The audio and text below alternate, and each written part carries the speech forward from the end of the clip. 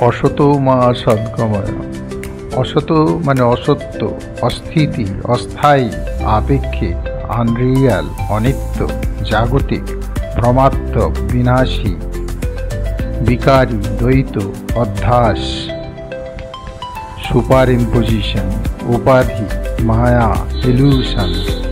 আর সৎ নিত্য, চিরস্থায়ী, শাশ্বত, বাস্তব, অবিকারী, অবিনাশী, অদ্বৈত, প্রকৃত, তিনি ব্রহ্ম। গময় শব্দের অর্থ নিয়ে যাও, পরিচালিত করো, অর্থাৎ আমাকে অসত্য থেকে সত্যের দিকে নিয়ে যাও।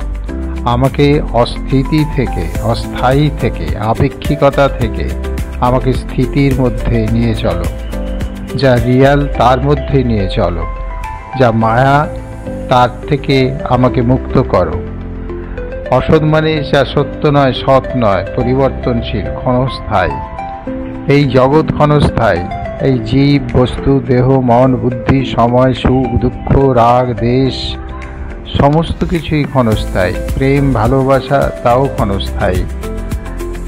এই মন্ত্রে আমাদের চেতনার আহ্বান, আমাকে এই আপেক্ষিক